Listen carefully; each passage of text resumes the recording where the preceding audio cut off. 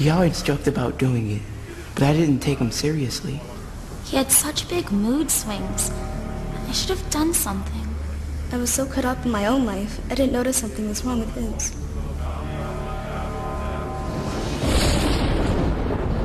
You don't need to be an expert to save a life. Just be a friend. Man, I'm worried about you. Let's talk. In many ways, life has become more complicated and stressful.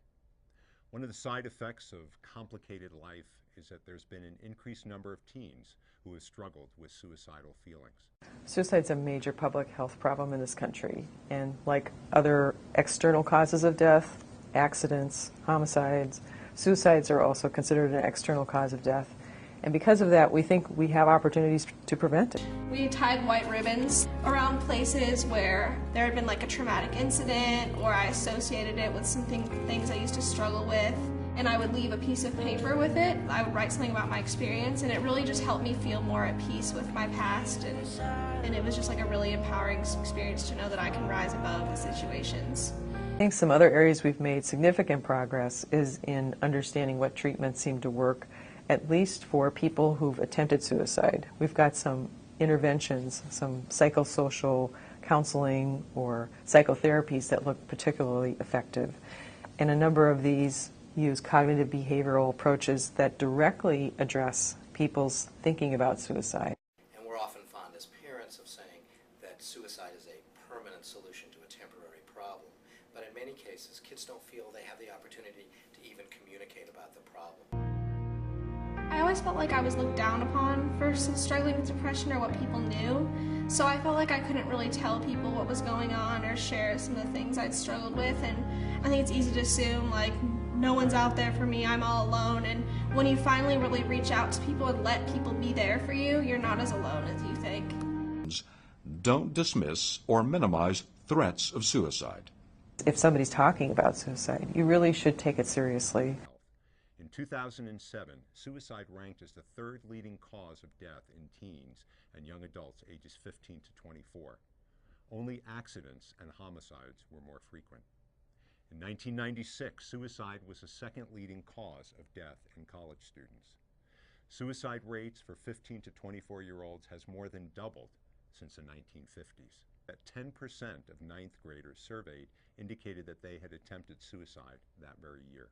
In 2007, over 4,000 people who killed themselves were between the ages of 15 and 24. Let me put it this way. Every 2 hours and 7 minutes, a person under the age of 25 commits suicide. People with known mental disorders such as schizophrenia or bipolar. People with alcohol or drug problems may be at higher risk, along with those who suffer from chronic illness. A family history of suicide could serve as a warning, as well as people who have been physically abused or neglected. So look for changes in behavior if your child's acting differently. The other thing is if your child's friends tell you that they're concerned about your child, you always need to pay attention to that, because they're already breaking an unwritten rule about communicating with somebody else's parents. If you hear that, ask your child what's going on, be supportive, and see this as a problem to be solved with your help.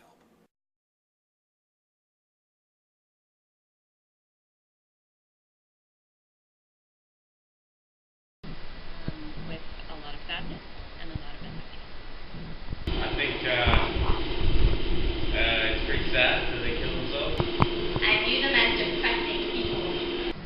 Well, I can understand why someone would want to commit suicide, get out of this world. They can drag it down sometimes.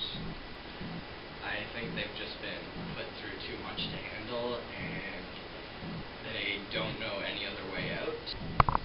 It's their problem, and they won't deal with it. So they're picking the easiest possible way out. That's their getaway. That's how they can be free. Suicide is such a selfish act. That there probably is a logical explanation behind it, but there probably was a better way to resolve their issue. I think that they should really talk to somebody. Oh, that's not very hard. I don't think that there's anyone to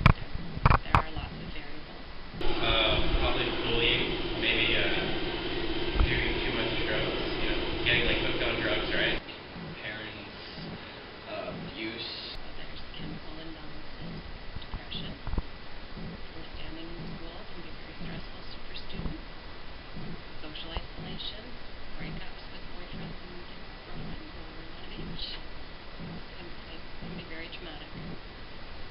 Rejection, majorly, relationships.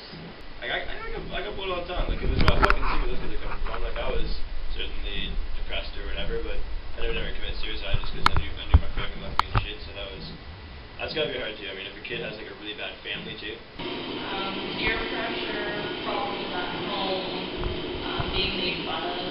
A lot of it usually has to do with sort of like social image and stuff today. Like the media and everything makes people feel like they need to be something they aren't. People being mean and insensitive towards their families. Anything that just doesn't make them feel comfortable or makes them feel bad about themselves.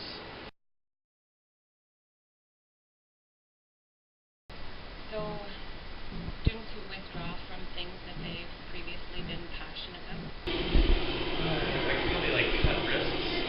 Thinking of suicide and commenting on it, self-harming possibly. Skipping, behavioral issues, acting out of character. Being really like anti-social maybe. Because are shy, or acting really happy, being fake. Maybe stop going to school. Social isolation, depression, sleep interruption. Stuff like cutting themselves, hurting themselves, not really caring about what happens, school marks, social, all that stuff. They don't really care anymore. Man, from experience, it can be a downward spiral. I've seen people like that, or it can just be like sudden, like you have no idea. 2 people so far. One attempted suicide, didn't make it that I know. He's still alive, and the other one, out of the blue, one day just went into the woods and shot himself. Did not see it happening at all. You don't know when it's gonna happen. My friend who did have suicidal thoughts and was going to attempt it. I immediately ran out of the washroom when screaming to my parents. We got to his house, convinced him that it's not worth it. His parents had no idea what was happening. The best way, I think, to deal with a situation like that is listen to them. You're not going to say tell the teacher because they just don't do anything. Well, I would talk about it a lot. I would book appointments with that student. I would look for community support. I would make sure that they got proper help. I probably could help them. There's a hotline that students can call when they're in distress. So I would give them the hotline. I would ask if their parents know. I would ask if I could contact the parents. I would talk to them about what their supports are or who their supports are here at Innisdale in terms of friends or teachers or coaches. I'd probably just tell them like everything gets better, but it's not high school because high school is just full of bullying people. Like, I am your friend, I am here, and you can tell me anything. If a teenager knows about that, the responsible way to deal with it is to tell them to talk about it. Stop selling guns and pills to the public. That was a joke. They should try and reduce bullying in high schools and elementary schools.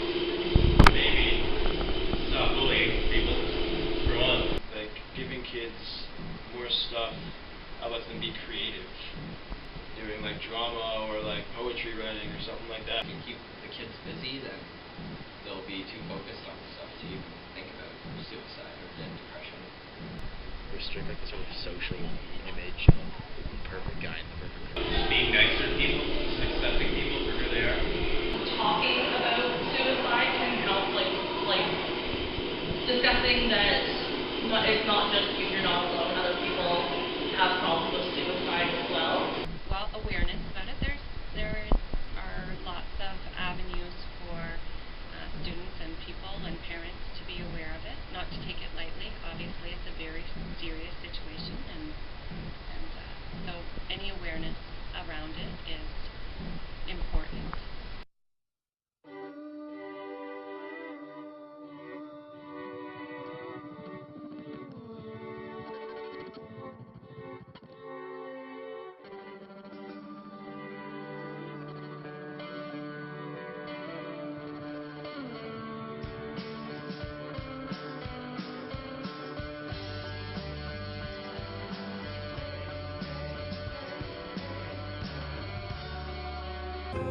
If you are depressed or thinking about suicide, or know someone who is, know that help is available and help works. Call the National Suicide Prevention Lifeline, 1-800-273-TALK, or 1-800-273-8255.